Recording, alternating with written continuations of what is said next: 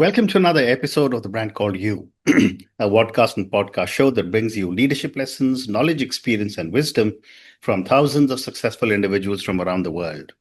I'm your host, Ashutosh Garg, and today I'm delighted to welcome a very senior and accomplished professional from the UK, but talking to us today from Turkey, Mr. Adam O'Connor.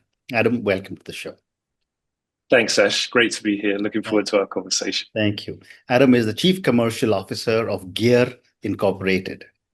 So, Adam, my first question, tell me about your early journey, and what led you into a life of sales and business development?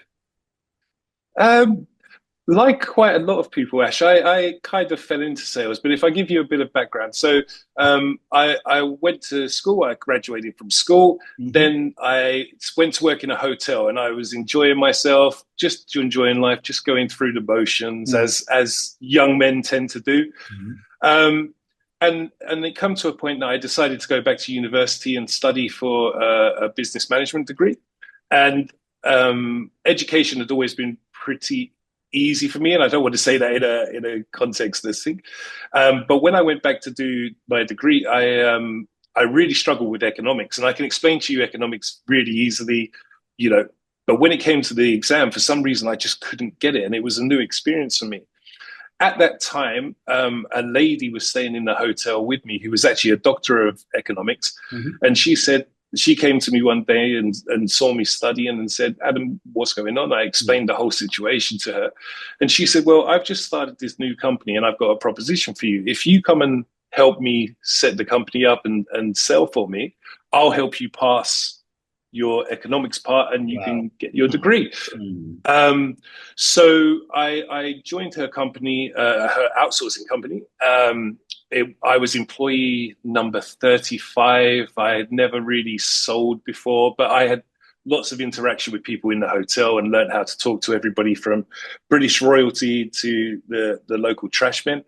And within 2 months, I'd closed a reasonably large deal.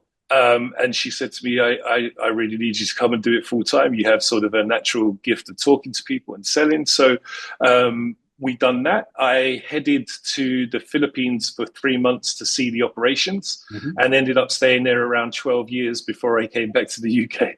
So that just gives you a brief background on how I fell into it. But I really enjoyed seeing all of the progress within the industry, within the Philippines as a country, and genuinely helping people to work differently. So Fascinating. And after 12 years in the Philippines, which I must say must have been quite an experience, tell me a little bit about your current employer, which is Gear Incorporated, and your role as the Chief Commercial Officer of the company. So Gear Incorporated is a BPO. We're located in 24 different countries currently and expanding. We cover 75 different languages. We have a strong focus on content moderation and online safety, as well as customer service, call center operations, and back office work. But I've been with Gear for 18 months now, and we're just building up. We have around about 8,000 staff currently. So. And what would you say are some of the unique challenges of managing commercial operations across North America, Europe, and Asia Pacific, which are very, very diverse markets? They're very diverse markets. If you take the US, for example, there's probably 8 or 9 different markets within the US itself without looking at the rest of the globe. So there's different expectations where you sell into. There's different ways that people like to sell. I'm still learning today, Ash. I still learn from my team in different parts. But what's expected of the team and how the team perform in different areas of the globe is something that we learn and we embrace, and we generate a team environment. So rising tide floats all boats, and we want to make sure that everybody is as successful as they can be, and we work through that. So very interesting. And what would you say are some of the biggest misconceptions about outsourcing that you encounter? There's a few. Some people, it's moving slightly now, but some people think that low cost equals less skilled, and that's not the case at all. And some of the best skilled people I've worked with have been from low cost Mm. destinations. But also another one, some people seem to think that outsourcing an operation is going to fix their internal processes. And the same with AI that's coming in now, unless you have your processes documented and really set up, Yeah. it's very difficult to make anything work on top of that. And it's not going to Mm. come in and be the Mm. fix. So, Amazing. yeah. And how has the approach to global sales evolved or changed over the years? Well, your customer now knows everything about you before you get to talk to them. When I first started in sales, you were able to go and talk to them and explain the situation, sell the product. Now, when a customer comes to you, they know everything about you. So it's more about listening to the customer, creating that um, relationship where there's trust built. Mm. You're actually providing a solution and solution selling rather than trying to sell a product nowadays, Mm. because with the internet, with chat gpt and all of the AI available, they know everything about you already. It's almost confirmation that they're coming to and making sure that you're doing what you're doing. So Correct. Correct. Outsourcing and offshoring, I think, started in my country, in India, almost 25 years ago. yeah, But I wanted to ask you, what are some common pitfalls companies face when trying to scale internationally? I think they if I can step out of it a little bit to come back to your question and answer it, I think COVID was a terrible thing for the world, but it was also quite a eye opener for outsourcing and BPO experiences, because everybody was forced to work remotely, which meant that companies had to start thinking about how they got the processes and everything into the cloud, how they made sure that everything was working. After that, the next logical step is, if I can make this work in the cloud and I can make it work remotely, Mm. why am I not looking for either higher skilled people, cheaper resources to complement what I already have? Mm. And that's where we are now. But the pitfalls and things that people tend to run into is they try to run before they can walk. Mm. They think that if they bring on an outsourcing company, that they should be hitting the same KPIs within a week of what they're getting locally. Mm. And company information is quite hard to transfer. I mean, I can set up a team for you, but until I know your business and how you want things to do, I think it's really important that when you outsource something, they're your voice. So we have to understand your culture, how you want to deal with things. We have to make sure that all of your procedures are set out correctly so that we can follow them. And I think the preparation to make sure that a company is going to outsource correctly is Mm. the key part of it. And sometimes people underestimate how much they need of that. So Absolutely. Well said. But the other challenge I've seen with a lot of companies that do outsourcing is adjusting to different cultures. And as you said a few minutes back, that in a market like the US, there could be 8 different markets inside that one market. And in a country like India, there could be 28 different markets in one country. yeah, How do you tailor your own approach for different cultures and different regions? I'm a big advocate of servant leadership. I work very hard to make sure that I make the people who work with me the best version of themselves. And I nothing pleases me more than seeing somebody achieve what they can.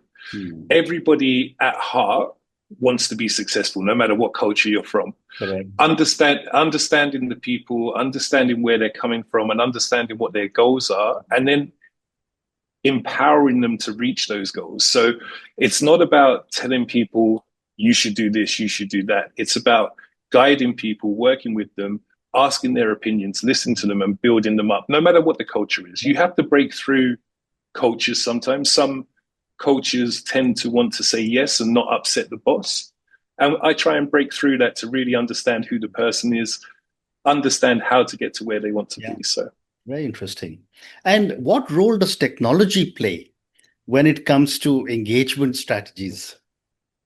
well, AI is taking over the world at the moment, Ash. Yeah. But we're also, I think we're also seeing some companies reining back a bit because they jump too quickly into Um, AI. AI is here to stay. AI is here to make sure that everybody's lives are easier, whether mm, it's your customers, whether it's your sales team. yeah.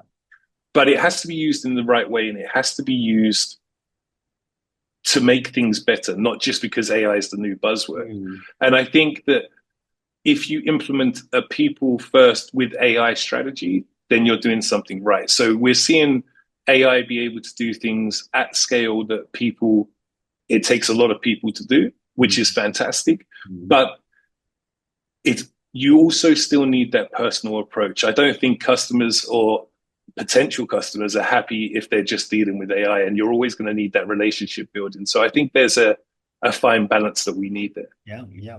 Well said. How do you measure the success of a sales strategy when it comes to, evaluating across the whole globe?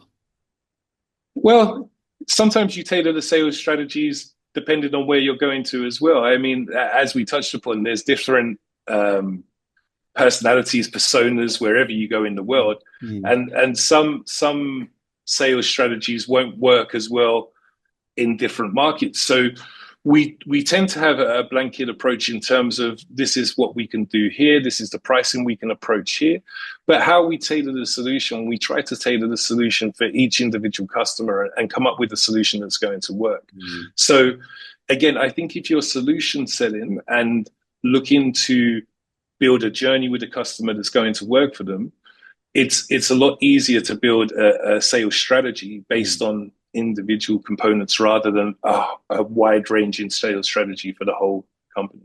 Very interesting. And Adam, when you look at the entire industry, and you've been a part of it for a long time, what are some of the trends that you are beginning to see in the industry, especially as you mentioned a few times, how AI seems to be, pervading our lives at every level? I think AI is here to stay. As I said before, I think AI is coming in, especially into the BPO industry. Mm-hmm. But I think what it will do, rather than people losing their jobs, I think we're going to see a shift of what people's jobs actually are. So AI will help with a lot of the low-lying jobs at the moment in terms of, personal assistance, being able to do research, all of those kind of things. But I think what we're going to find is in the BPO industry, people are going to be training the models, making sure the models are there, QA-ing the work, doing all of these things. And I think there's just going to be a shift in terms of the skill sets needed to work in the industry. So, and when you look at global markets, how do you build trust and alignment with clients when you're delivering offshore solutions? Because again, different cultures, different geographies, and a completely different set of clients. Results speak to building culture straight away with customers. So if you can, again, the consultative approach, you have to be there all the time. You have to listen. Don't dismiss customers' concerns or worries.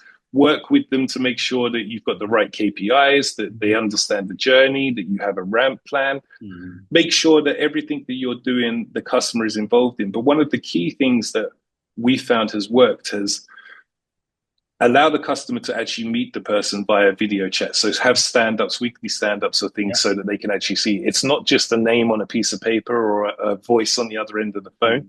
Mm-hmm. Once you have that video interaction, you start to actually build a relationship and understand that these people are part of your business. And as I touched on earlier. When I was reading about you and preparing for our conversation, I was also intrigued with this one phrase called content moderation. And, you are an expert in this area as well. Tell me, what is content moderation and what drew you into this area? So content moderation essentially is looking after the online presence. So we do a lot of work with social media companies, with dating agencies to make sure that the imagery and text that's being put up is safe. In gaming communities where we work as well, we have to make sure that there's no online bullying, no threats, any of that kind of thing. So the moderators go through everything. AI is coming into that space a little bit for the front end of it, but you still need the human element to make sure that what's being raised is either right or wrong. You need to understand context, and one throwaway line in somewhere isn't necessarily something to flag, but it's being flagged, and we need to understand which way it's going. Obviously, we want to make the online communities the safest possible place we can, and align with the company's goals, whatever you're doing there. So that's where we come into it. And are there any ethical challenges organizations face when it comes to content moderation? There can be. You have to balance doing the right thing with the freedom of speech of people.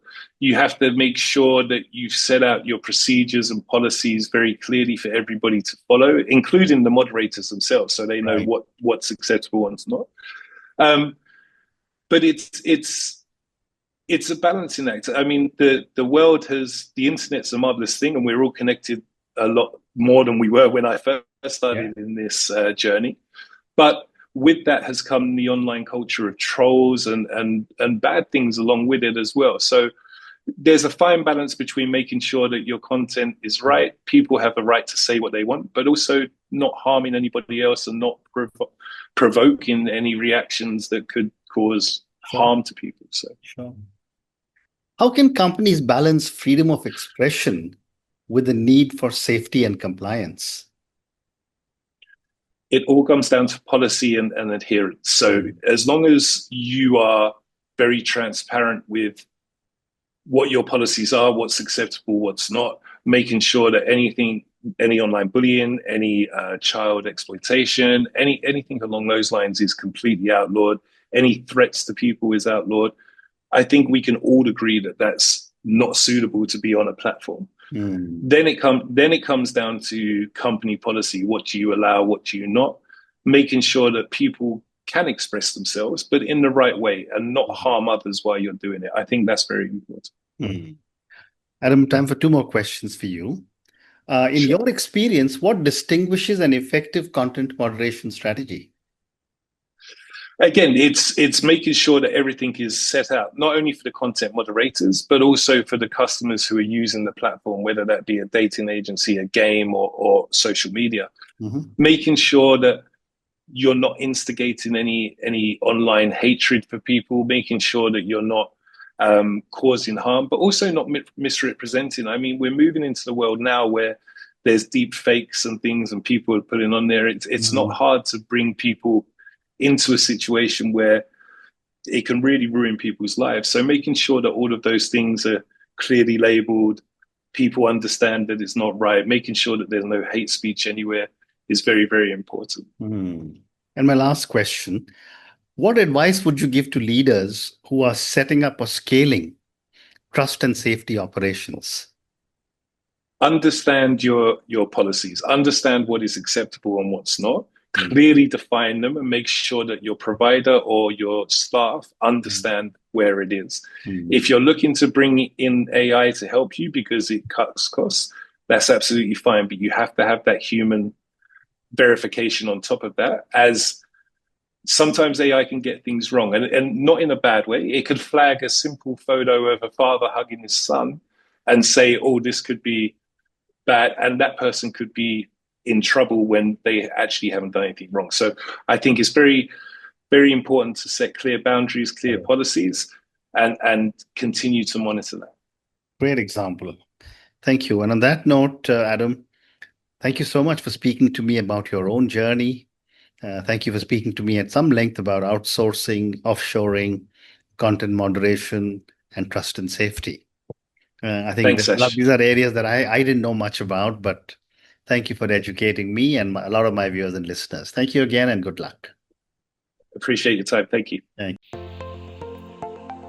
Thank you for listening to the Brand Called You videocast and podcast, a platform that brings you knowledge, experience, and wisdom of hundreds of successful individuals from around the world.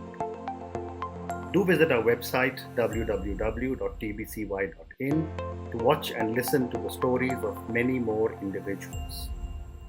You can also follow us on YouTube, Facebook, Instagram, and Twitter. Just search for the Brand Called You.